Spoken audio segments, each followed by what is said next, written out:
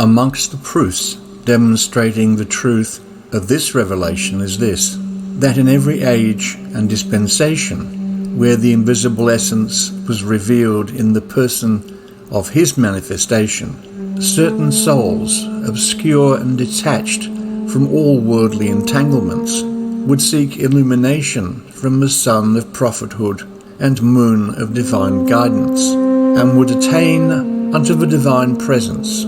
For this reason the divines of the age, and those possessed of wealth, would scorn and scoff at these people, even as he hath revealed concerning them that erred.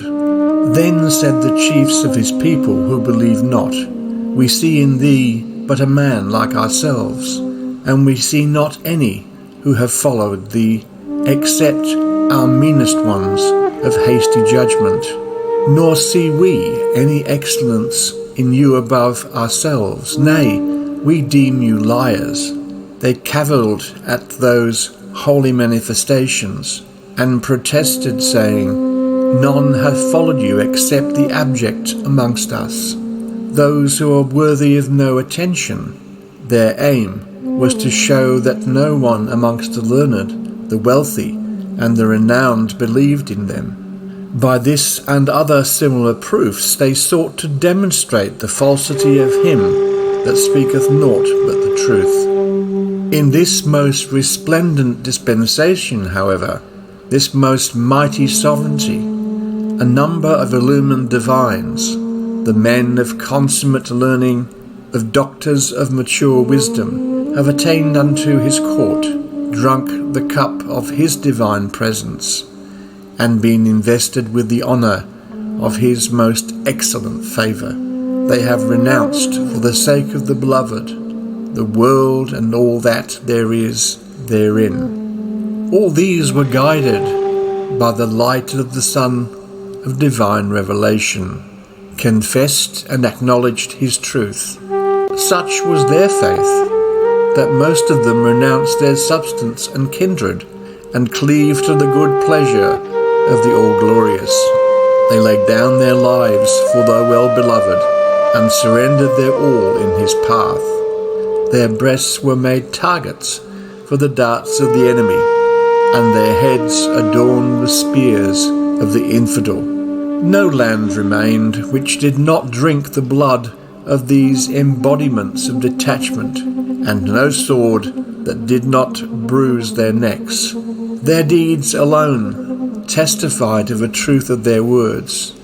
Doth not the testimony of these holy souls, who have so gloriously risen to offer up their lives for their beloved, that the whole world marvelled at the manner of their sacrifice, suffice the people of this day?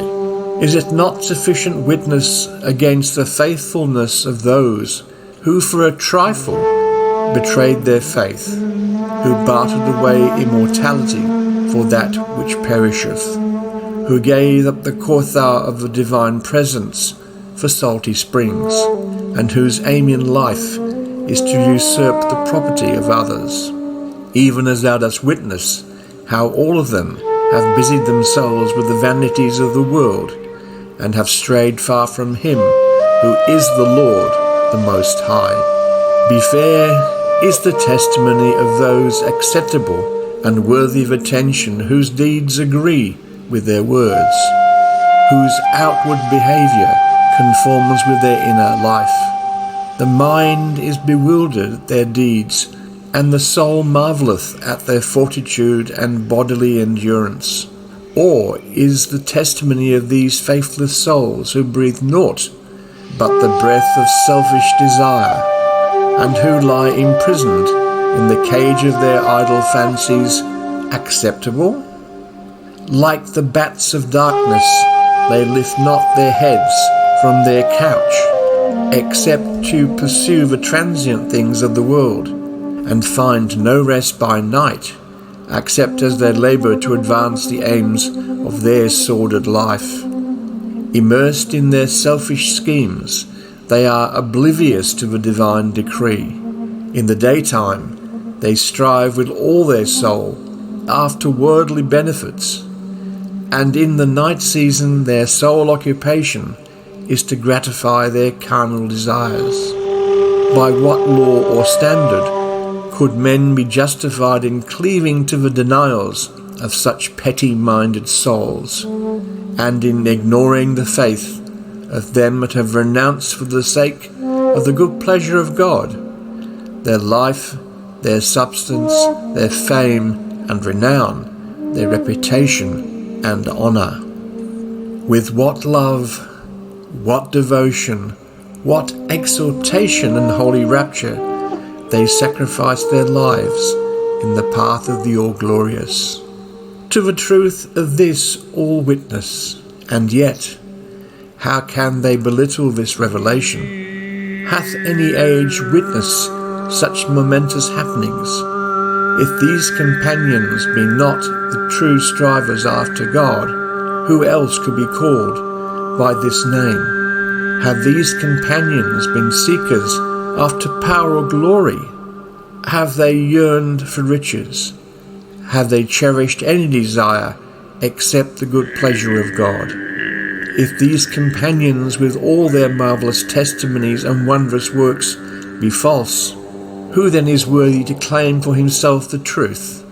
I swear by God their very deeds are a sufficient testimony and an irrefutable proof unto all the peoples of the earth, were men to ponder in their hearts the mysteries of divine revelation, and they who act unjustly shall soon know what lot awaiteth them. Consider these martyrs of unquestionable sincerity, to whose truthfulness testifieth the explicit text of the book, and all of whom, as thou hast witnessed, have sacrificed their life, their substance, their wives, their children, their all, and ascended unto the loftiest chambers of paradise. Is it fair to reject the testimony of these detached and exalted beings to the truth of this preeminent and glorious revelation, and to regard as acceptable the denunciations which have been uttered against this resplendent light by this faithless people, who for gold have forsaken their faith, and who for the sake of leadership have repudiated him who is the first leader of all mankind? This, although their character is now revealed unto all people, who have recognized them as those who will in no wise relinquish one jot or one tittle of their temporal authority for the sake of God's holy faith, how much less their life, their substance, and the like.